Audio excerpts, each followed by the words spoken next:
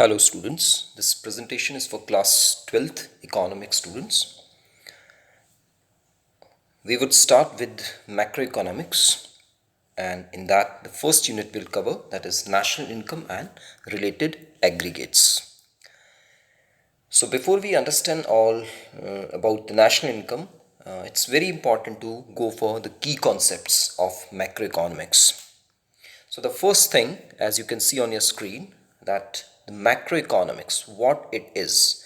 Macroeconomics is the study of aggregate economic variables of an economy. It's total sum of the whole country.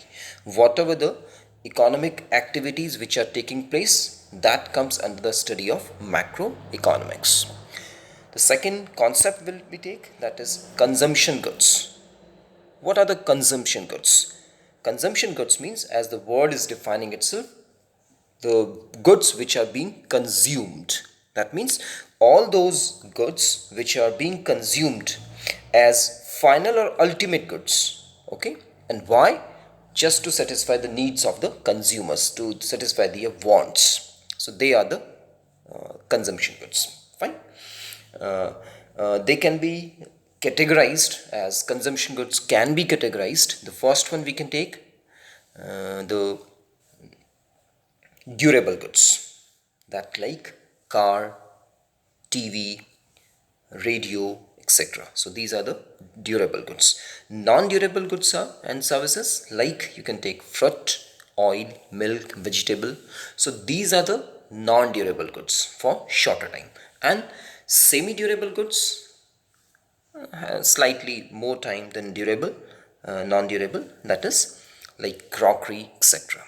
So these are the consumption goods.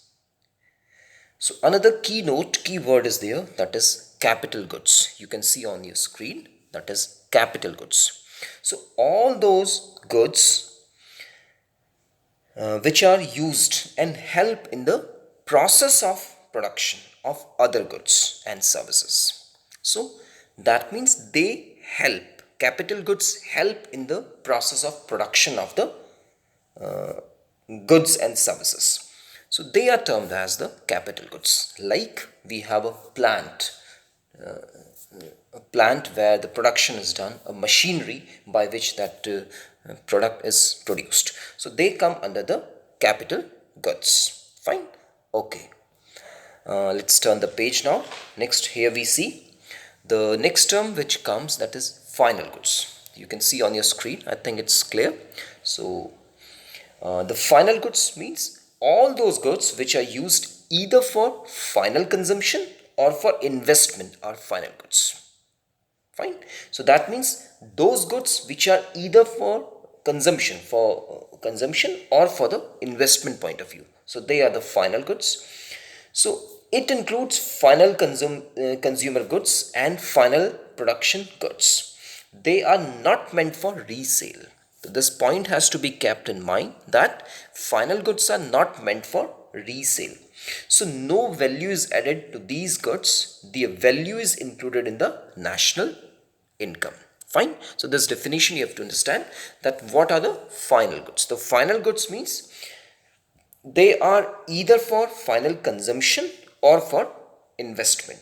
Means they are ready goods actually. Now finally they have to be either consumed or they have to be invested, and they are included, their value is included in calculating the national income.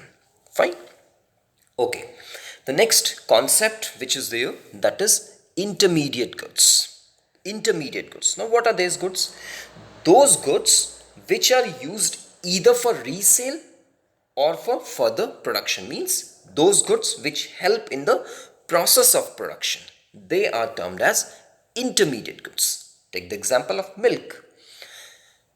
Actually, milk can be a final good also, and milk can be an intermediate good also. You have to understand in what way.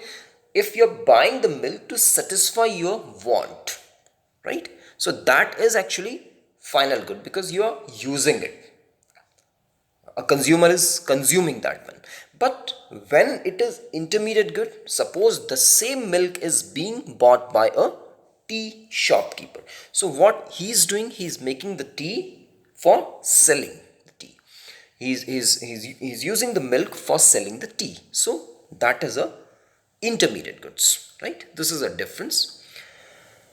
The next important term which is required to be dealt here, that is stock. Now what stock is? The definition wise, quantity of an economic variable which is measured at a particular point of time. At a particular point of time. Point of time has to be understood. Now stock has no dimension. Stock is static concept. So stock, when you say, that is a static concept. It's like, example, you can take wealth or you can take water in a tank. So these are the examples of stock. So it's a quantity of an economic variable. How much quantity of an economic variable at a particular point of time. So we calculate it in this way, right? That is stock, which has to be understood. The definition wise you can see over there. Okay, let's turn the next page.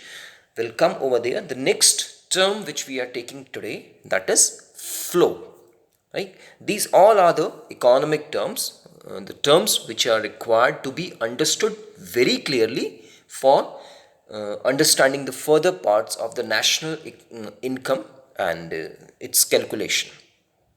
So the next term which we are taking, that is flow. Now flow is that quantity of an economic variable which is measured during the period of time, for a duration of time, for a period of time, that quantity of an economic variable, right? So for period of time when you're calculating something, that is flow, but for a point of time which we covered a few minutes back, that was stock. So stock is for point of time, and for period of time, if you are calculating one of the economic variable, then you call it flow. Fine. And flow has time dimension. As we were saying, for stock, it has no dimension. But for flow, we have a time dimension, like per day, per hour, etc. These are the units which we use for that, right? So that way, as it's moving things, so flow is a dynamic concept. It's not a static concept, it's a dynamic concept. Fine.